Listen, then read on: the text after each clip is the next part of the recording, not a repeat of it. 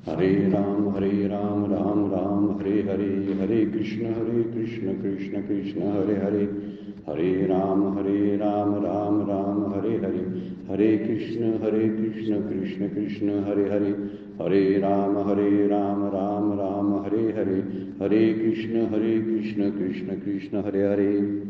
ब्रह्मानंदं परमसुखदं केवलं ज्ञानमूर्तिं द्वन्द्वातीतं गगनसदृशं तत्त्वमस्यादिलक्ष्यम् एकं नित्यं विमलं अचलं सर्वधी साक्षिभूतं भावातीतं त्रिगुणरहितं सद्गुरुं तं नमामि सद्गुरु शान्तं सच्चिदानन्दविग्रहं पूर्णब्रह्मपरानन्दैशम् आनन्दीवल्लभं सद्गुरु सच्चिदानन्दं केवलं करुणाकरं ज्ञानयोगेश्वरं वन्दे ज्ञानदेवा पुनः पुनः।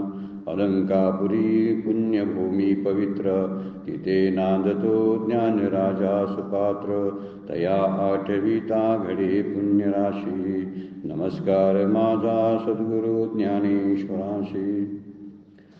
सर्व संतांना वंदन, सद्गुरूंना वंदन, आपणा सर्वांना वंदन करून आजच्या चिंतनाला प्रारंभ।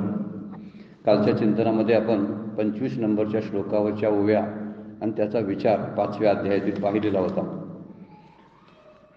मागचे 2 श्लोक एकदम आपण 24 आणि 25 नंबरच्या श्लोकाचं निरूपण माऊलीने ज्ञानेश्वरीमध्ये जे केलेलं आहे ते आपण मागच्या वेळी पाहिलं 147 नंबरच्या ओवीपर्यंत। आज आपण आजच्या चिंतनासाठी 26 नंबरचा श्लोक आहे।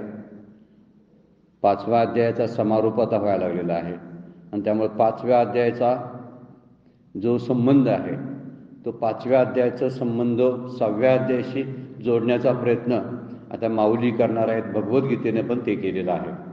भगवद्गीतेपेक्षा माऊलींनी ही लिंक कायमस्वरूपी राखलेली आहे, पहिल्या अध्यायापासून 18 अध्यायापर्यंत। आणि भगवद्गीतेतले श्लोक जे आहेत ते श्लोक जे आहेत ते काही वेगवेगळ्या पद्धतीचे तत्त्वज्ञान सांगणारे आहेत। सगळे श्लोक एकामेकाला जोडले गेलेले नाहीत, पण तरीसुद्धा ज्ञानेश्वरीमध्ये मात्र ज्ञानेश्वर महाराजांनी त्या श्लोकाचं विवरण करताना लिंक ठेवलेली आहे। इथं आपण पुढचा श्लोक आता 26 नंबरचा पाहतो। काम क्रोध वियुक्तानां यतीनां यतचेतसां अभितो ब्रह्मनिर्वाणं वर्तते विदितात्मनां। विचार काय सांगितलं, अर्थ बघा त्याचा। जे काम क्रोधानी रहित आहेत, काय म्हटलं शब्द, काम क्रोध वियुक्तानां, काम क्रोधाने रहित आहेत। यतीना एक शब्द वापरला आहे। यतीन शब्दाचा अर्थ आहे संन्यासी किंवा आत्मज्ञानी पुरुष। यतचेतसाम, ज्यांनी चित्ताचा निग्रह केलेला आहे, ज्यांनी चित्ताला वश करून घेतलेला आहे, ज्यांचं मन ताब्यात आहे, त्याला यतचेतसाम शब्द वापरला। अभितो ब्रह्मनिर्वाणम वर्तते विदितात्मनम, विदितात्मन शब्दाचा अर्थ ज्यांनी परमात्म्याला जाणलेला आहे अशा साक्षात्कारी यतीना। देह असताना, अभितो शब्दाचा अर्थ आहे देह असताना जीवनमुक्ती आणि देह नसताना विदेहमुक्ती, अशा दोन्ही प्रकारची ब्रह्मस्वरूप मुक्ती प्राप्त होते। ब्रह्मनिर्वाण, ब्रह्मनिर्वाण शब्दाचा अर्थ आहे ते ब्रह्मपदाला जाऊन पोचतात। जिवंत असताना जीवनमुक्तीचा अनुभव घेतात। आणि भगवद्गीतेचा सगळा उद्देश, सगळा जो फोकस आहे तो जीवनमुक्तीवरती आहे। आपली दशोपनिषदांचा आपण अभ्यास परमपूज्य काकांचा केला तर आपल्याला लक्षात येईल की सगळं जे टार्गेट आहे ते जीवनमुक्तीवरती आहे आणि जिवंत असताना या आनंदाचा उपभोग घेण्यामध्ये फोकस केलेला आहे। असा जर विचार जर आपण नेहमी लक्षात ठेवला तर त्याच विचारानं आपण जर साधना करायला लागलो तर आपली साधनासुद्धा अशी मोक्षाभिमुख होते। मोक्षाभिमुख साधना किंवा जीवनमुक्ती अभिमुख साधना, जे मुक्तीचा विचार जो सांगितलेला आहे भले असेल तो काल्पनिक, कारण मुळात सगळेजण मुक्त आहेत। मुक्त आहे त्याची जाणीव नसल्यामुळं मी मुक्त आहे हे कळण्यासाठी साधना करावी लागते। हा विचार वेगळ्या पद्धतीचा विचार आपल्याला वेदांतशास्त्र मांडतं।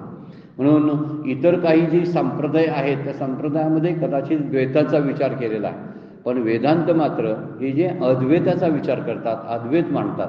म्हणून अद्वैताचा विचार यामध्ये सुद्धा सांगितलेला आहे, जे कामक्रोधानं रहित झालेले आहेत, म्हणजे ज्यांच्या इच्छा संपलेल्या आहेत आणि ज्यांनी द्वेष आणि रागातून मुक्तता प्राप्त केलेली आहे। खरं मूळ जे कुठं असेल तर राग आणि द्वेषामध्ये आहे। राग म्हणजे आसक्ती आणि द्वेष म्हणजे तिटकारा। दोन्हीत कुठंतरी आपलं मन अडकलेलं असतं, अंतःकरण अडकलेलं असतं। आपण कुणाला तरी जवळ तरी वाटतं, प्रिय वाटतात आणि काही अप्रिय वाटतात. त्यांनाच राग आणि त्यांना द्वेष म्हणतात. त्यांनाच काम आणि त्याला क्रोध म्हणतात. राग द्वेष हे कामक्रोधाचं सूक्ष्म रूप आहे आणि राग द्वेषाचं स्थूल रूप जे आहे ते काम आणि क्रोध आहे. स्थूल रूप म्हणजे काय? जेव्हा ते प्रकट होतात, ते दिसायला लागतात, तेव्हा ते काम आणि क्रोधामध्ये परिवर्तित होतात. कोण? राग आणि द्वेष. यापूर्वीच आपण त्याचा विचार केलेला आहे. 4थ्या अध्यायामध्ये खूप सुद्धा विचार झालेला आहे. तर जे काम क्रोधानं रहित आहेत असे काही संन्यस्त पुरुष आहेत, म्हणजे जीवनमुक्त पुरुष आहेत किंवा आत्मज्ञानी आहेत, ज्यांनी चित्ताला आपला वश केलेला आहे, म्हणजेच आपलं अंतःकरण त्यांनी ताब्यात ठेवलेलं आहे. अशांना ते जिवंत असताना जीवनमुक्तीचा आणि मृत्यूनंतर विधेयमुक्तीचा अभितो ब्रह्मनिर्वाणम वर्तते विदितात्मनम. जे ब्रह्मस्वरूपाला जाणतात, परमात्म्याला ज्यांनी जाणलेला आहे त्यांना या मुक्तीचा लाभ होतो असं वर्णन केलेलं आहे. कोण म्हणेल काय की जीवनमुक्तीनंतर परत विधेयमुक्तीचा विचार का सांगितलेला आहे? तर त्याचा अर्थ आहे की कदाचित जीवनमुक्त पुरुषाला हा मुक्ती विधेयमुक्तीचा गरज आहेच का? तर विधेयमुक्ती शब्दाचा अर्थ आहे पुन्हा सुद्धा त्यांना, म्हणजे मृत्यूनंतर सुद्धा ते विधेयमुक्तीला, देह सोडताना विधेयमुक्तीला प्राप्त होतात हे सांगायचं आहे. माऊलीने 2-3 ओव्या केलेल्या आहेत. विशेष त्यातली ओवी पहिलीच आहे. 1-2 ओव्यामध्ये माऊलीने या श्लोकाचा अर्थ सांगितलेला आहे. माऊली कामक्रोधावर फोकस करत नाहीत किंवा त्याच्यावर फारसं बोलत नाहीत, पण बाजूनं अप्रत्यक्षरित्या मात्र कामक्रोधाबद्दल सांगितलेलं आहे. हे कामक्रोध जे उत्पन्न होतात ते अंतःकरणातच होतात. आणि ज्याने अंतःकरण आपलं ताब्यात ठेवलेलं आहे, काय बोलावं, काय बोलू नये, काय खावं, काय खाऊ नये, कुठं जावं, कुठं जाऊ नये, व्यवहार कसा असावेत, या अंतःकरणावर जास्त अवलंबून असतं. ज्यांचं आपल्याकडे स्वतःकडे लक्ष असतं ना त्यांना खूप समजदारपणा आलेला असतो. जे स्वतःकडे कधी लक्षच देत नाहीत ते स्वतःची वाट लावून घेतातच, पण दुसऱ्याची सुद्धा वाट लावून घेतात. आपण काय करतो हे पाहत नाहीत, दुसरे काय करतात हे पाहतात. आणि माणसाचा मूळचा स्वभावच आहे, तो काही एकट्याच कुणाचा नाही, सगळ्या माणसांचा, की आपल्याकडे पाहायचं नाही. आपल्याकडे पाहतात ते मुक्तच होऊन राहतात. नेहमी आपल्याकडे पाहावं. आणि काही वर्ष जर स्वतःकडे पाहत राहिला, काही वर्ष नाही काही काळात सुद्धा तो मुक्त होऊ शकतो. फक्त त्याचा विचार करणं फार गरजेचं आहे. म्हणून वेदांतशास्त्र आपल्याला फिरवून त्या गोष्टी सांगत असतं की कामक्रोधानं रहित व्हा आणि आपलं चित्त नियंत्रणात असू दे. हे वर्णन आता खूप सांगून स्थितप्रज्ञांच्या लक्षणामध्ये सांगून झालेलं आहे. 3ऱ्या अध्याय 4थ्या अध्यायामध्ये सांगितलेलं आहे. पण पुन्हा त्याचंच वर्णन आपल्याला भगवद्गीता किंवा ज्ञानेश्वरी सांगते. त्याचं कारण पण आहे की जे महत्त्वाचं आहे. म्हणून ज्यांनी परमात्म्याला जाणलेला आहे, म्हणून आपल्या आयुष्यात जन्माला येताना आणि जन्माचा मूळ उद्देश जो आहे तो उद्देश म्हणजे भगवंताला जाणणं आहे. ज्याने मला जन्म दिला त्याला जाणवायलाच पाहिजे. आपल्या आईवडील आपल्याला ठाऊक कसे असायला लागतात, परंतु आईवडिलांशी आपण वागतोय कसं हाही मुद्दा आहेच. तोही विचारात घेण्यासारखा आहे.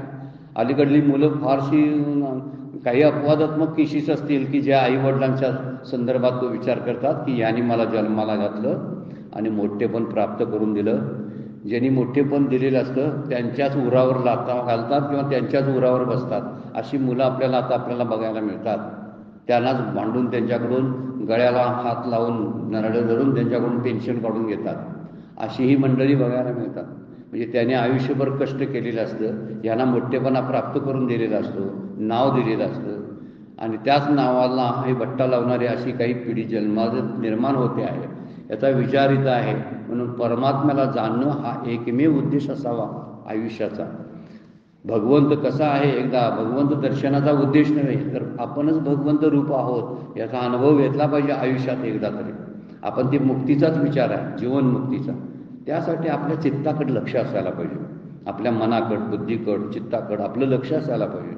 अहंकार वर येतोय का आपला, कधी बोलण्यातून कधी कृतीतून येतो का हे तपासलं पाहिजे. नंतर वर्षानुवर्ष आपण ऐकतो, वर्षानुवर्ष आपण वाचत असतो, पण तसूवर सुद्धा आपल्या स्वभावामध्ये बदल करत नसू तर प्रॉब्लेम मोठा आहे. त्या जीवनाला आणि त्या जगण्याला कृतार्थता केव्हा येणार आहे काय माहिती. असे जीव हे तडपून असेच मरून जातात. खरंच त्यांचं कुठंतरी भाग्य असतं की त्यांना कधीतरी ऐकायला मिळतं आणि वाचतात. हे भाग्य, एवढंच भाग्य त्यांचं, बाकी काय नाही. ते त्याचं आपल्या आयुष्यामध्ये अनुसरण करावं अशी इच्छा मात्र त्यांची नसते. पण इथं चित्तात शब्द येतात काय शब्द वापरला येतं चेतसाम असा शब्द भगवद्गीता वापरते आणि माऊलींनी सुद्धा तसंच वर्णन केलेलं आहे. 148 नंबरच्या ओळीमध्ये माऊली फार सुंदर बोलतात. चांगली ओवी आहे बघा. जीही विषयापासून हिरतले चित्त आपले आपण जिंतिले ते निश्चित जेत सुतले चेतीच ना. चेतीचं ना म्हणजे जाग होत नाही, सुतले म्हणजे झोपलेले आहे. काय म्हणतात, ज्यांनी आपणच आपले चित्त विचाराने विषयापासून हिरावून घेतलेले आहे. म्हणजे विषयाकडे धावणाऱ्या चित्ताला ज्यांनी विचारपूर्वक पकडून ठेवलेला आहे त्याला धावू देत नाहीत असे ज्यांनी आपणच आपले चित्त विचाराने विषयापासून हिरावून घेतलेलं आहे. जेही विषयापासून हिरतले चित्त आपुले आपण जिंतिले. जिंतिले म्हणजे जिंकले. ज्याने आपलं चित्त जिंकलेलं आहे. म्हणजे चित्त जिंकणं हे फार महत्वाची गोष्ट यामध्ये सांगितली. ते पुरुष ज्या आत्मस्वरूपात झोपले असताना ते निश्चित जेत सुतले पुन्हा अनात्मकार वृत्तीवर येऊन जागे होत नाहीत. म्हणजे ज्यांची वृत्ती आत्माकार झालेली आहे ते पुन्हा अनात्मकार वृत्तीवर येत नाहीत. म्हणून चेतीले शब्द वापरला. चेतीची ना, चेतीचा म्हणजे जागे होत नाहीत. ते कुठं झोपलेले असतात, त्या अनात्म वृत्तीच्या ठिकाणी झोपलेले असतात. आणि जागे कुठं असतात, आत्मवृत्तीच्या ठिकाणी जागे असतात. आमचं कसं होते, प्रपंचामध्ये आपण विषयामध्ये आणि प्रपंचामध्ये खूप सावध आणि जागे असतो. पण तेवढा सिरियसली अभ्यास करताना तत्वचिंतनाचा किंवा एखादं प्रवचन ऐकताना तेवढं सिरियस आपण असतो का, हे बघणं फार गरजेचं आहे. त्यावेळी नसतो आपण एवढं सिरियस. आणि प्रपंचाचं करताना सुद्धा बघा, स्वयंपाक करताना मीठ केवढं घातलं, साखर केवढी घातली, सगळं पाहत असतो आपण.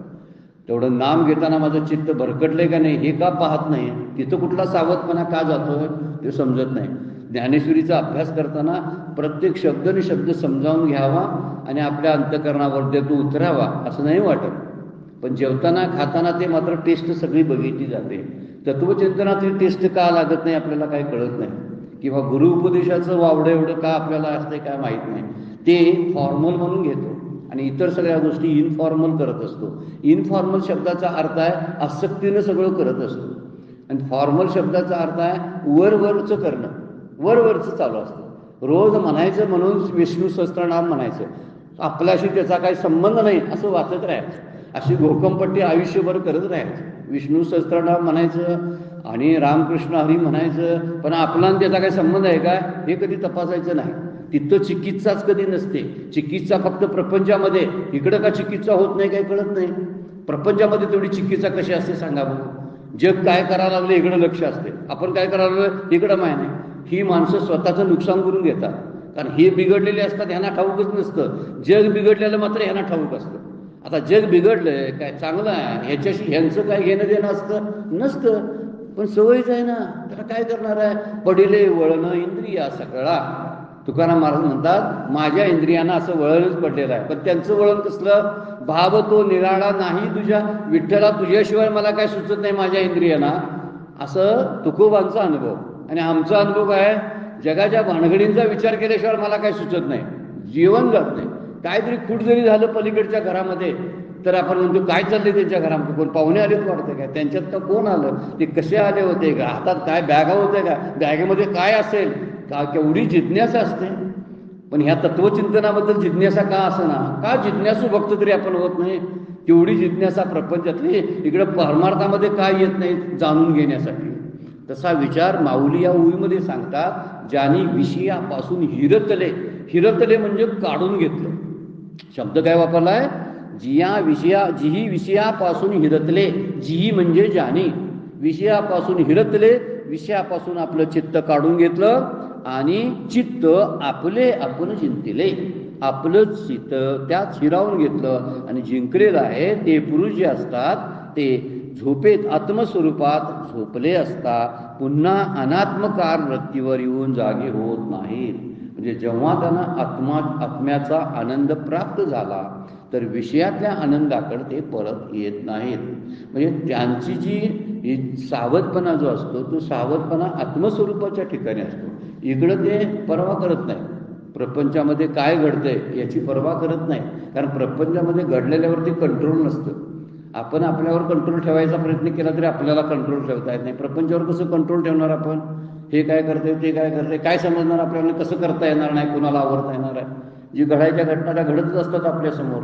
पण जगाचा विचार सोडावा. आपले आपण जिंकले, स्वतःचं चित्त आपणच जिंकण्याचा प्रयत्न जे करतात, जिंकलेत म्हणजे त्याने पूर्ण केलेले असतात, ते आत्मस्वरूपाच्या ठिकाणी झोपलेले असतात. म्हणून अनात्म ठिकाणी मात्र ते काय होतात? जागे होत नाहीत. जागे होत नाहीत म्हणजे परत प्रपंचाचा विचार करत नाहीत. तिथं त्यांचं लक्ष नसतं, कारण ते झोपलेले असतात आत्मस्वरूपाच्या ठिकाणी. म्हणून ते जागे नसतात. म्हणून विषयापासून चित्त बाजूला करणं आणि प्रयत्नपूर्वक करणं आणि जिंकलं म्हणजे विषय चिंतन सुद्धा बंद करणं. अगोदर हिरतले म्हटलं आणि नंतर जिंतिले म्हटलं. दोन शब्द वापरले बघा. हिरतले म्हणजे काढून घेतलं. नुसतं काढून घेतलं नाही म्हणजे स्वतःला मला हे खायचं नाही म्हणून आपण जोरानं बळजबरी करून आपल्या जिभेला आवडतो बघा, याला म्हणायचं हिरतले, विषयापासून हिरतले. पण जेव्हा मनातनं त्या विषयाचं चिंतन निघून जातं, नाही रे बाबा आता मला त्याची आठवण सुद्धा होत नाही, कशाची? पूर्वी मी अमुक अमुक करत होतो, ते वाईट होतं आणि त्याची आता आठवण सुद्धा मला येत नाही. हे आठवण जाणं जे आहे ना, याला म्हणायचं जिंतिले. दोन शब्द त्यासाठी आणि फार विचारपूर्वक वापरलेले असतात, संतांनी वापरलेले शब्द. म्हणून त्याचा विचार असा करता येतो की विषयापासून चित्त बाजूला करणं आणि प्रयत्नपूर्वक साधना करणं, इथं साधनेचा विचार सांगितलेला आहे. आणि जिंकलेले शब्द सांगितलेला आहे ना, तिथं सहजता आहे. आता सहजता येते. आता म्हणायला लागत नाही. पूर्वी खोटं बोलायचं नाही रे बाबा, बरोबर नाही, ते सांगितलेलं आहे आपल्याला शास्त्रानं, खोटं बोलायचं नाही. मग खोटं बोलायचा प्रसंग आला की आपण खोटं बोलत नाही, नको नको वाईट आहे ते असं म्हणून जातो. याला म्हणायचे हिरतले, विषयापासून हिरतले. पण एक दिवस असा येतो, काही दिवसानंतर, काही वर्षानंतर तोंडातून खोटं जातच नाही, बोललं जातं ते खरंच जातं. याला म्हणायचं जिंकले, याला म्हणायचं चित्त जिंकलंय म्हणायचं. हे चित्त जिंकता येण्यासाठी अगोदर हिरतले असा प्रयत्नपूर्वक साधना करावी लागते. मुद्दाम अगोदर नामाला बसावं लागतं आणि नामाची एकदा सवय झाली की आपोआप नाम आपल्या अंतरंगामध्ये उमटत राहतं. आपल्याला वाटते नाम चालू आहे, अशी ही भावना प्रत्येक संतांची जी आपण बघितली तर राम हमारा जप करे हम बैठे आराम, असं कबीर महाराज म्हणतात. रामच आमचा जप करतो. राम कोणता? तर हृदयातलं जे हृदय जे आहे त्यांचं, त्या हृदयाच्या द्वारे, अंतःकरणाच्या द्वारे जप चालू असतो. ते स्वतः म्हणतात आम्ही इकडे तिकडे वावरत असतो आणि आमचा जप हृदयातला राम करतो. हे जे ही सहजता आहे याला म्हणायचं चित्त जिंकलेलं आहे. त्याने जिंतिले. आणि हिरावून घेणे म्हणजे काय? तर मुद्दा म्हणून आपलं चित्त उपवास धरायचा, याला म्हणायचं चित्त हरितले. काय म्हणायचं? उपवास करतोय ना आपण, नाही रे आज जेवायचं नाही, माझा गुरुवार आहे उपवास आहे, सोमवार आहे माझा उपवास आहे, आज एकादशी आहे, इकडे लक्ष द्यायचं नाही, आज तिकडे जेवणाकडे लक्ष द्यायचं नाही कारण मला ती चालत नाही, आज माझा उपवास आहे, आज हे खायचं नाही. कसं आपण अगदी सावध असतो. याला म्हणायचं चित्त हिरतले, काढून घेतलं तिथनं. जिथं जात होतं ते काढून घेतलं. पण जिंकले म्हणजे शब्द जिंकलं म्हटलं ना, तर जिंकणे याचा अर्थ आता ते चित्त बाहेर पडायचं सोडूनच दिलंय त्या चित्तानं, ते बाहेर जातच नाही, निवांत आतमध्ये असतं. याला जिंकले शब्द वापरलेला आहे. आणि असे जे आहेत हे आत्मज्ञानी पुरुष जे आहेत ते आत्मस्वरूपात शांत झोप घेतात, जागे होत नाहीत. जागे होत नाहीत म्हणजे परत प्रपंचाची आणि विषयांची भावना त्यांच्या मनामध्ये निर्माण होत नाही. पोटापुरता प्रपंच करतात, तोही मुद्दाम करतात. आपण मुद्दाम करत नाही, आपण गाढवासारखं प्रपंचामध्ये वावरत असतो. मुलाबाळांच्या, नातवंडांच्या तालावर नाचत असतो आपण. आपण कुठं काय करतोय? आम्हाला आमच्याकडनं करून घेतोय प्रपंच. प्रपंचाचा आमच्यावर प्रभाव आहे, पण संतांचा प्रभाव प्रपंचावरती आहे. ते प्रपंचाला आपल्या मनाप्रमाणे वागवतात, ते मायेला आपल्या मताप्रमाणे वागवतात. मायेला काय कारण असतं ते बोलावून घेतात, या म्हणतात, त्याचे वापर करतात आणि तिला घालवतात. आणि आम्ही मायेला न बोलवता माया आमच्या डोक्यावर बसलेली असते, कारण आमचं नियंत्रण नसतं ना कशावरती. म्हणून हा अनुभव आपल्याला येतो. आम्ही काय करतोय आमचं आम्हालाच काय कळत नाही. याला म्हणायचं मायेचा प्रभाव बसलेला आहे आमच्यावरती ना, म्हणून मला काय कळत नाही, मी काय करायला लागलोय ते हे कळणं फार गरजेचं आहे. आणि विचारपूर्वक जे करतात ना ते फारसे संकटाला सामोरं जावं लागत नाही. विचारपूर्वक जे करतात, पाय देतात त्या ठिकाणी त्यांना. पण हित विचार काहीच नसतो, माया येते आणि आपल्याला नाचवून जाते, खेळवून जाते. भ्रामयान सर्व भूताना यंत्र आरूढानी माया, ईश्वराचं वर्णन केलेलं आहे. आता ईश्वर रचवतो या सर्व शब्दाचाच अर्थ आहे. ती माया आणि प्रकृती आपल्याकडून सगळं करून घेत असते. आणि इथले जे जीवनमुक्त पुरुष आहेत ते आत्मस्वरूपामध्ये शांत झोपलेले असतात, जागे होत नाहीत. प्रपंचा ठिकाणी वृत्तीच उठत नाही. उठावं, प्रपंच करावं, हे करावं, हे मिळवावं, ते साठवावं, अशी वृत्तीच विलीन होत जाते, जिरायला लागते आतल्यामध्ये आणि त्याला शांततेचा अनुभव येत असतो. ही शांतता आपण सुद्धा अनुभवू शकतो. आपण जर धावा थांबली ना, तर कुंटली या धावा तृष्णेची या, असं तुकाराम महाराज म्हणतात. आता निश्चिंतीने पावलो विसावा, कुंटली या धावा तृष्णेची या. ते म्हणतात आता निश्चिंतीने मी विसावा पावलो, विश्रांती पावलो, म्हणजे आत्मस्वरूपाच्या ठिकाणी झोपलो. कुंटली या धावा तृष्णेची या, जी तृष्णा माझ्या वृत्तीमध्ये जागृत होत होती ती वृत्ती उठायचीच बंद झाली. कुंटली या, कुंटली म्हणजे थांबली. कुंटली या धावा, धाव घेणारी माझी उचित वृत्ती होती ती थांबली आणि शांत झाली. आता ती परत उठत नाही. इथं शब्द वापरलाय जागी होत नाही, झोपलेली आहे. झोपली म्हणजे काय? कुंटली. आता निश्चिंतीने पावलो विसावा, आता शांत झोप झाली, बरं वाटायला लागले. आता विझवून दीप सारे, बाबा बोरकरांची फार सुंदर कविता आहे. कविता म्हणण्यापेक्षा त्याला अभंगच म्हणायला पाहिजे. विझवून दीप सारे चाललो मी निजाया, आता अशाश्वताची उरली मुळी न माया. मी हेरिले तयांचे वेल्हाळ रंग सारे, आता शाश्वताचे मी हेरिले इशारे. फार सुंदर कविता आहे, मुळातून अभ्यासण्यासारखी आहे. एक 4 ओळी आहेत, अजून पुढे कविता आहे, पण फार सुंदर आहे. जेव्हा मला ह्या अशाश्वताचा पत्ता लागला ना, तेव्हा मी या सगळ्या वृत्तीचे दिवे विझवून टाकले. विझवून दीप सारे मी चाललो निजाया. निजाया म्हणजे कुठं? आत्मस्वरूपाच्या ठिकाणी शांत झोप मी घेणार आहे. आता मला हे दिवे वगैरे सगळे विझवून टाका. हा प्रपंचाचा गलबला बाजूला करा. नका माझ्याजवळ, मला काय हे नको, हे खाऊ घालतो नको मला, तुम्हाला हे पाहिजे काय नको मला, हे वस्त्र तुम्हाला पाहिजे काय नको मला. हे सगळे दिवे विझवून टाकले. विझवून टाकले की जी धाव चालत होती ना, मला असं पाहिजे तसं पाहिजे, सगळं शांत होतं. आणि शांत झाल्यानंतर जी झोप लागते ती आत्मस्वरूपाच्या ठिकाणी असते. त्यासाठी डोळे बंद करावे लागत नाही. आमची झोप असते डोळे बंद करून करायची, ही शरीराची झोप असते आणि ती घ्यावी लागते म्हणून आपण घेतो. पण हे मुद्दाम झोपतात आणि मुद्दाम उठतात. त्याच्यावरती ताबा असतो झोपेवरती. ते त्या पद्धतीने मायेला वापरत असतात. आपल्याला माया वापरता येत नाही, तर माया आपल्याला वापरते. म्हणूनच चित्त आमचं सैरावैरा धावतं, याच्यावर मला नियंत्रण ठेवता येत नाही. माऊली म्हणतात ते आत्मस्वरूपामध्ये शांत झोप घेतात, जागे होत नाहीत. म्हणून साधनेत आणि आत्मसुखामध्ये प्रतिबंध करणारे कोणते गुण गोष्टी असतील तर 2 गोष्टी आहेत. त्यातली काम आणि क्रोध. काम एष क्रोध एष रजोगुण समुद्भवा. कुठल्यातून हा कोणत्या गुणातून काम आणि क्रोध निर्माण होतो तर भगवद्गीता म्हणते रजोगुणातून निर्माण होते. म्हणून रजोगुणाच्या वृत्ती शांत करता आल्या पाहिजेत आणि सात्विक गुणामध्ये आपण उतरलो पाहिजे. सात्विकता आली पाहिजे. सात्विकता जी आहे ना, सत्वगुण, तर शांतीची अनुभूती आणून देत असतो. म्हणून सत्वगुणामध्ये जायला पाहिजे. तर साधनेत व आत्मसुखामध्ये प्रतिबंध करणारी कोणती गोष्ट असेल तर काम क्रोध आहेत, ते जाणीवपूर्वक विचारपूर्वक काढणं फार गरजेचं आहे. म्हणून चित्त एकदा स्वाधीन झालं की त्याला दोन्ही प्रकारचा मोक्ष मिळतो. जीवनमुक्ती आणि विधेयमुक्ती असा शब्द वापरलेला आहे. म्हणजे जिवंत असताना आणि मृत्यूनंतर सुद्धा तो मुक्तीमध्ये जात असतो. अशा दोन्ही प्रकारचा, इथं काय उधारीचा व्यवहार नाही बरं काय. नॉट चेक बट कॅश शब्द वापरला आहे, त्यासाठी संत वापरतात. हे चेकचं बोलणं नाही, चेक वटेल नाही तर नाही वटेल, पण कॅश समोर आहे. पैशाच्या स्वरूपात सरळ आहे हा मोक्ष. इथं रोकडाची मोक्ष म्हणतात. हे ते मोक्ष आयशे रोकडा असं म्हणलेला शब्द.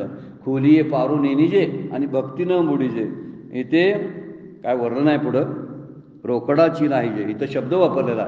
हा रोकडा शब्द तो माऊली वापरतात. हा उधारीचा व्यवसाय इथं परमार्थामध्ये चालत नाही, नाहीच नसतोच. सगळं आहे नाम घ्यावं, आनंद घ्यावा लगेच. आणि आम्ही काय करायचं, मुलांना जन्म द्यावा आणि 25 वर्षे ती मला पुसतील का याची वाट पाहावी. काय गंमत आहे बघा. आणि त्याची वाट पण नाही पाहत, मूर्खासारखे बसलेलो असतो.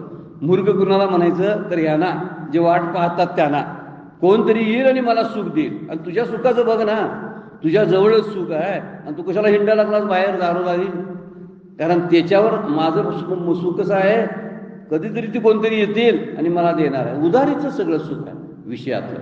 आणि इथं माऊली तरी बोलतात हे स्वाधीन असलेलं सुख आहे, ते सुख आपण का घेत नाही म्हणून ते झोपतात म्हणून सांगितलं ना, तर त्यांना पुनर्जन्म नाही हे सांगायचं आहे त्यांना. जीवनमुक्तीने विधेयमुक्ती शब्द वापरला. जीवनमुक्ती शब्दाचा अर्थ आहे जिवंत असताना ते आनंदाचा अनुभव घेतात, आणि विधेयमुक्तीचा अर्थ आहे त्यांना पुनर्जन्म नाही, म्हणजे पुनर्जन्मच थांबतो, त्यांचं जन्माला येणं थांबत असतं. कारण काम आणि क्रोधाना त्यांनी त्या चित्ताच्या द्वारे जिंकलेलं असतं, म्हणून त्यांना ते जमत असतं. म्हणून विषय झोपेत विषय सुखाची संवेदना किंवा चिंतन संपते. यांचं बाहेरचं चिंतन जे असतं ते बाहेरचं भान सुद्धा निघून जातं. बाहेरचं भान काय राहत नाही, कारण अंतरंगामध्ये सुखाची कल्पना येत असते. आणि झोपेत कशी विषय सुखाची संवेदना असते. आपण झोपत असतो ना, किती सुंदर आनंद आपण घेत असतो बघा गाढ झोपेमध्ये. स्वप्नयुक्त झोपेमध्ये नाही, स्वप्नात असलेला काय उपयोग नाही ती झोप. पण नुसती झोप जी असते ना, ती किती मोठा आनंद असतो, कारण त्यावेळी सगळे विषय बाजूला गेलेले असतात. सगळे विषय बाजूला जातात म्हणून झोप लागते, नाही तर झोपच लागणार नाही. आत्मसुखाचा प्रकार त्या गाढ झोपेसारखा सुषुप्तीसारखा आहे. आणि इथं म्हणलंय बाहेरचं भान संपतं आणि विषयासुखाचं जे परावलंबित्व आहे, परावलंबी सुख जे आहे ते निघून जातं. मला काहीतरी हवं म्हणजे मी सुखी होणार, हे सगळा भ्रम निघून जातो. मला काहीतरी असायला पाहिजे, माझ्याकडे हे असायला पाहिजे होतं म्हणजे मी सुखी झालो असतो, असं जे वाटते ना, उलट नाही की तेच विषय आपल्या दुःखाला कारणीभूत ठरत असतात. सगळ्यांनी तसंच केलं असतं ना. लग्न का करतात कोण माणसं? सुखासाठी ना. असतं केवढं सुख. आता ज्याचं त्याला इंटरव्ह्यू घेऊन बघावा, ज्यांनी त्यांनी इंटरव्ह्यू द्यावा आणि सांगावं केवढं सुख असते. मुलांना जन्म घालायचं सुखासाठीच ना, म्हणूनच पेढे वाटतोय ना आपण. आणि नंतर काय करतात, आपल्या डोक्यावर आम्ही पेढे वाटले, ते डोक्यावर मिऱ्या वाटतात आपल्या. हा अनुभव आपला नेहमीच आहे. सुखासाठी केलं होतं ना. तर विषयातल्या कुठल्याही सुखाला शेवट नसतो, ते पूर्णत्व देत नाही आपल्या आयुष्याला. म्हणून आत्मसुखामध्ये माऊली बोलतात, आपल्या आत्मसुखामध्ये स्वतःच्या सुखामध्ये डुंबून जावं, काही वेळ तरी बसावं, शांतपणे त्याचा अनुभव घ्यावा. उरलेला वेळ प्रपंचासाठी घालवायचाच आहे, पण हा जो वेळ आहे आनंदाचा, तो क्षण लुटणं फार गरजेचं आहे. आपलं परावलंबित्व आहे ना, ते संपायला लागतं. मी कुणावर तरी जोपर्यंत अवलंबून आहे ना, तोपर्यंत खऱ्या सुखाचा अनुभवच येणार नाही मला. माझं अवलंबन असणं हे संपायला पाहिजे. आणि अवलंबन असणे हे प्रपंचात नाही, विषयातच घडते बरं का. हे पंचविषय आपल्याला अवलंबून ठेवतात. मला गादी पाहिजे झोपायला, त्याच्यावर मला झोप लागत नाही, हे परावलंबित्व आहे. मला चांगली चांगली चांगली हे नाही अशा प्रकारचे कपडे लागतात, हे परावलंबित्व आहे. आम्हीच आम्हाला अट्टी घालून घेतलेल्या आहेत, आणि त्या अट्टी पाळत आम्हीच बसलेलो आहोत. आम्हीच अट्टी घालायच्या, आम्हीच पळत बसायचं, असं पळत पळत मरून जायचं, या पलीकडे काय नसतं. त्यामुळे काम क्रोधाबद्दल आपण नेहमी सावध असणं फार गरजेचं आहे. ते जात नाहीत तर त्याची उर्मी आपल्याला थांबवता येते. सगळ्यांचीच काम क्रोध कुणाची जात नाहीत तर त्याची उर्मी मात्र थांबवता येते. काही जणांना, बरेच जण असतात, 90% लोक काम क्रोधाला बळीच पडतात. काम क्रोध शब्दाचा अर्थ आहे हे पाहिजे आणि हे नको, ह्या दोन गोष्टी आहेत त्यामधल्या बरं काय. सोप्या शब्दात सांगितलं, काम म्हणजे पाहिजे काय ते, हे हवं ते हवं, हे नको नको नको, म्हणजे त्याचा तिटकार आहे ना, त्याचा क्रोध म्हणतात. राग आणि द्वेष, एक राग म्हणजे आसक्ती, द्वेष म्हणजे तिटकारा. एक प्रिय आणि अप्रिय. मी अनुकूल आहे ते मी स्वीकारतो, प्रतिकूल आहे नको म्हणतो. तर हे या अनुकूल आणि प्रतिकूलला, काम क्रोधाला बळी पडणारे 90% लोक आपल्याकडे आता आपल्याला बघायला मिळतात. हे बळी पडतात. काही जण असतात ना, त्यांना नियंत्रणात ठेवतात, आणि काही जण असतात ना, त्यांचा लय करून टाकतात, लय करतात. म्हणजे आहे काम क्रोध, जात नाही तो. संतांच्या ठिकाणी सुद्धा असतो, पण तो आत लय झालेला असतो. तुकोबाचा एक अभंग फार सुंदर आहे. काम लोक्रोध लोभ निमाले ठाईची, तेथे आनंदाची सृष्टी झाली. आनंदाची सृष्टी कुठं झाली? काम क्रोध लोभ निमाले ठाईची. जिथून ते उत्पन्न झाले होते ना, तिथंच ते मुरलेत, परत वर आले नाही. आणि त्यामुळं तेथे आनंदाची सृष्टी झाली, त्या ठिकाणी आनंदाची निर्मिती झाली. म्हणजे आनंद निर्माण व्हायला काम क्रोध जायला लागतात, बाकी काय करायला लागत नाही. आनंद निर्माण करायचा नाही. कालच्या चिंतनामध्ये आपण बघितलं होतं, सूर्य निर्माण करायचा नाही तर सूर्यावरच्या बाजूला असणारं ढगाळ वातावरण दूर व्हायचं वाट पाहिजे असते, किंवा पाण्यावरचं शेवाळ दूर करायचं असतं. पाणी निर्माण करायचं नाही. पाणी आहे तर आनंद आहे, घालवायचं आहे काय? काम क्रोधाला. आणि आनंदाला काय करायचं आहे? आणायचा नाही, तो आहेच. म्हणून म्हणण्यात येत आहे तिथं आनंदाची सृष्टी झाली. काम क्रोध लोभ निमाले ठाईची, तिथं आनंदाची सृष्टी झाली.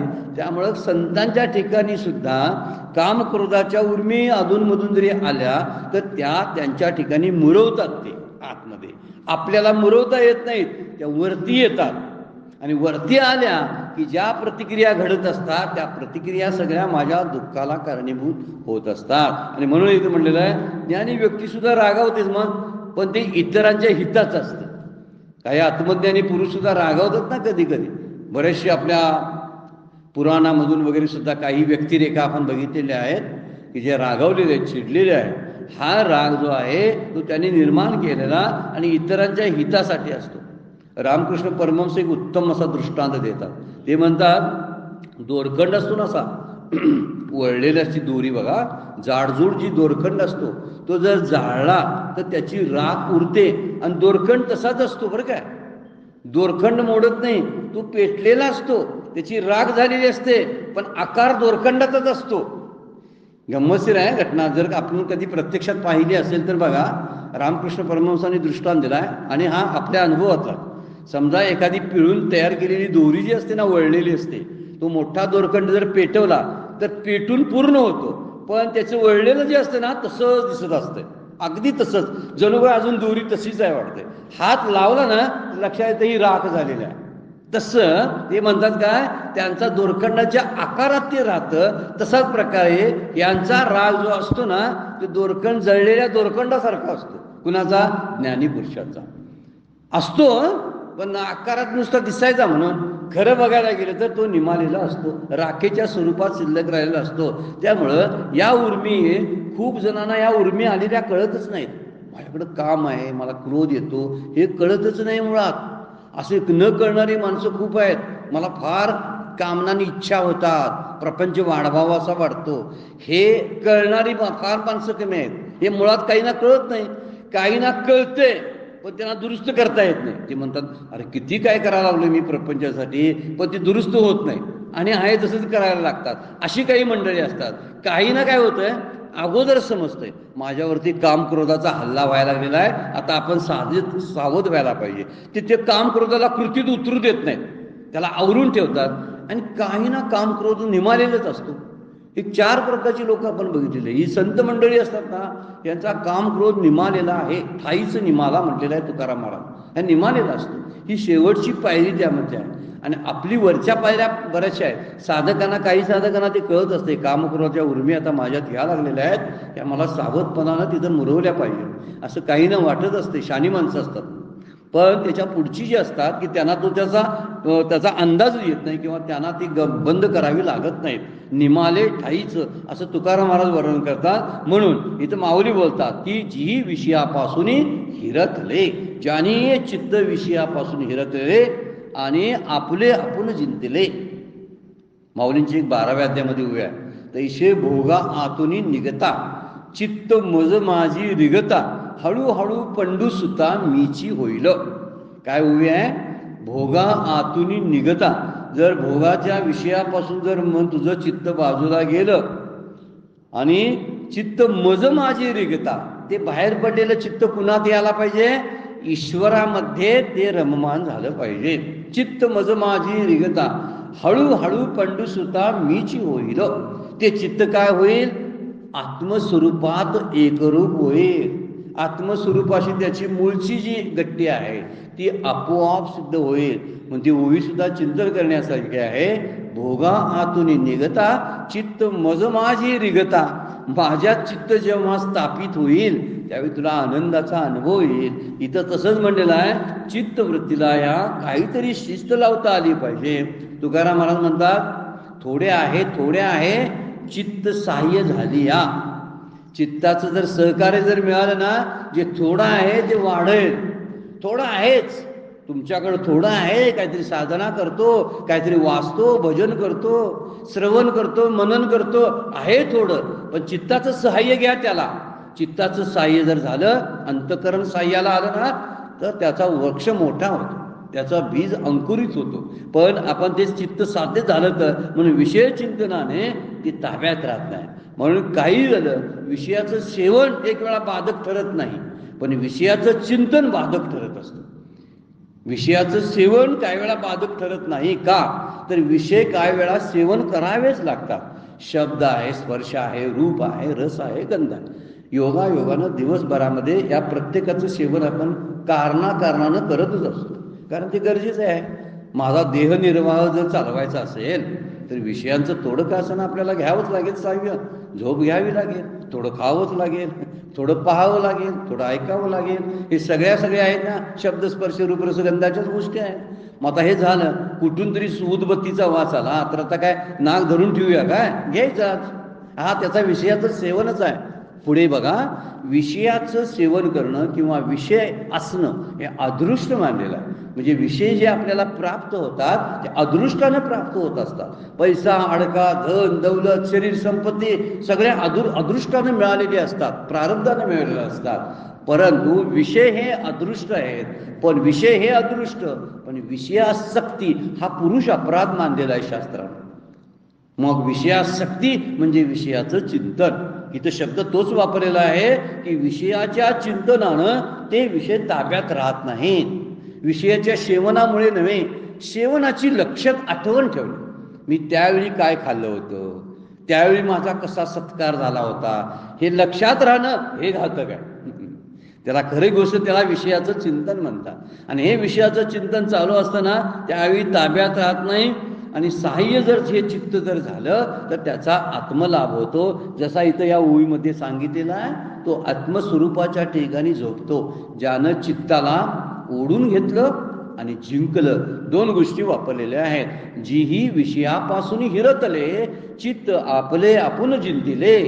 ज्यानं आपलं आपण चित्ताला जिंकून घेतलेलं आहे त्यांना हे चित्त जे आहे सहाय्याला येतं.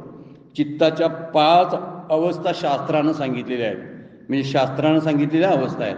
त्यामध्ये क्षिप्त असलेलं चित्त, मूढ चित्त, विक्षिप्त चित्त, एकाग्र चित्त आणि निरुद्ध चित्त, अशा 5 अवस्था आहेत. आपल्याला काही प्रमाणात ह्या अनुभवाला आपल्याला येत असतात बरं का. शास्त्राने त्याची विभागणी केलेली आहे. एक क्षिप्त असतं. आता क्षिप्त शब्दाचा अर्थ आहे त्याला इंद्रिय सुखाची जी आवड आहे ती खूप असते.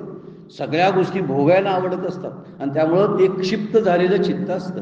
आणि हे त्याची चंचलता खूप असते त्या चित्ताची, आणि ते सगळे विषय भोगण्याच्या नादात असतात.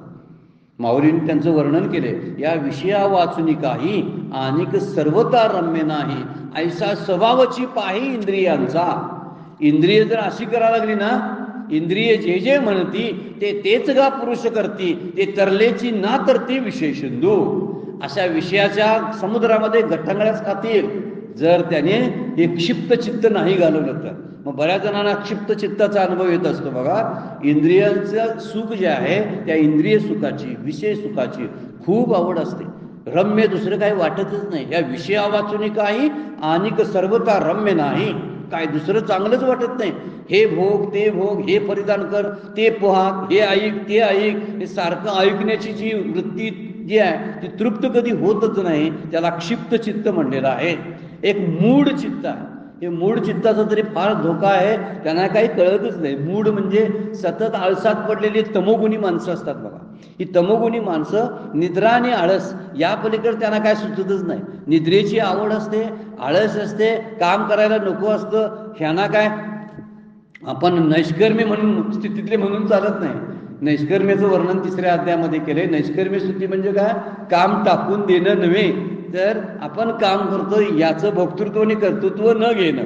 पण हे काय करतात, कामच करत नाही. असे मूढ चित्ताचे असतात. काहींचं विक्षिप्त चित्त असतं. 3री नंबर विक्षिप्त म्हणजे गोंधळलेलं, कुठं स्थिर होत नाही. हे करावं का ते करावं, ह्या बाबांना भेटावं का त्या बाबांना भेटावं, हे मला आत्मज्ञान सांगतील का ते आत्मज्ञान सांगतील, हा ग्रंथ वाचावा का त्या ग्रंथाचाच अभ्यास करावा, इथं जावं तिथं जावं, सारखी गोंधळात असतात माणसं. निर्णयच कुठला घेत नाहीत, प्रपंचातला घेत नाहीत, परमार्थातला घेत नाहीत. असं विक्षिप्त चित्त म्हणजे गोंधळलेलं, काही काळ स्थिर असतं आणि काही काळ अस्थिर असतं. असे जे आहेत यांच्याकडून ही 3 चित्त जी सांगितलेली आहे सगळं ऐहिकच्या बाबतीमध्ये आहे. सगळी पामर आणि विषयी आहे ती, क्षिप्त, मूढ आणि विक्षिप्त. पुढे जे दोन प्रकार सांगितले, एकाग्र चित्त हे परमार्थाला फार उपयोगाचं आहे. एकाग्र चित्त, या एकाग्र चित्तानं स्थिर होत आहेत काही काळ कसं. ही बरीचशी माणसं परमार्थातच नाही बरं काय, कुठलं तर गाणं भजन ऐकत असताना सुद्धा एकाग्र होतं. आता कुठेही एकाग्र व्हायचं याला महत्व आहे. एकाग्र होते म्हणून कुठेही व्हावं ह्याला अर्थ नाही. काही असे असतात कशा ठिकाणी पण एकाग्र होतात. एकाग्र होतो हे जर गुण आपल्याकडे असेल तर तो गुण नामाच्या आणि ध्यानाच्या ठिकाणी वापरला पाहिजे ना. जर खरंच आपलं चित्त जरी एकाग्र होत असेल तर याचा वापर बरोबर परमार्थाच्या ठिकाणी करता आला पाहिजे. पण तसा करता आला तर, म्हणून एकाग्र चित्त जे आहे हे साधनेच्या काळात आपल्याला उपयोगी पडणार आहे. आणि शेवटचं पाचवं निरुद्ध चित्त जे आहे ते आत्मज्ञानी पुरुषाबद्दलचं सांगितलेलं निरुद्ध झालेलं आहे. जे निरुद्ध चित्ताबद्दल या ओवीबद्दल एवढं सांगावं लागलं. ते निरुद्ध चित्त म्हणजे जीही विषयापासून हिरतले चित्त आपले आपले जिंकले त्याला निरुद्ध चित्त म्हणतात. निरुद्ध म्हणजे काय करणं, त्या चित्ताला जिंकून घेणं आणि विषयापासून बाजूला करणं. हे चित्त जर वश झालेलं असतं म्हणतात, हे वश झालेलं चित्त असतं. आणि चित्त आपले आपण जिंकले त्यासाठी माऊलीने हा तुकडा तिथं टाकलेला आहे किंवा वापरलेला आहे. तर ह्या चित्ताच्या ह्या अवस्था आहेत. या अवस्थेमध्ये आपण कुठल्या अवस्थेमध्ये आहे आपण तपासता येतं आपल्याला. म्हणून शास्त्र जे आहे ते शास्त्र स्वतः ते दोष दाखवण्यासाठी असतं. खूप वेळा दोषच दाखवतं, पण आपल्याला वाटतं दोष दाखवतं, पण आपल्यातली बरीचशी घाण कोणती आहे ती काढायची कशी हे सांगत असतं ना. म्हणून शास्त्र का अभ्यासायचं, त्याचं कारण ते आहे. चांगल्या माणसांच्या सहवासात काय यायचं तर चांगलापणा कोणता कळता आपल्यात वाईट काय आहे हे कळायला लागतं. ह्या दोन्हींचा फायदा आपल्याला होत असतो. चांगलं घेता येतं आणि वाईट सोडता येतं. आणि म्हणून या चित्ताचा उपयोग अशा पद्धतीने आपल्याला करता आला तर उत्तम आहे. अजून आपल्यावरती याच्यावरती चिंतन करायचं आहे. पुढे सुद्धा माऊली बोलतात ते परब्रह्म निर्वाण जे आत्मविदांचे कारण तेची ते पुरुष जाणं पंडकुमारा, तेच खऱ्या अर्थानं आत्मज्ञानी पुरुष आहेत असं माऊली बोलतात. आपण पुन्हा याचं आणि परत चिंतन करूया. 148 नंबरच्या ओळीवरती थोडंफार चिंतन आपल्याला करता आलं. वेळ संपलेली आहे, आपल्याला थांबावं लागतं. आजची सेवा सद्गुरूंच्या चरणी भगवान ज्ञानेश्वरांच्या चरणी अर्पण करून विराम घेऊया. कुंडली गवरदार विठ्ठल श्री ज्ञानदेव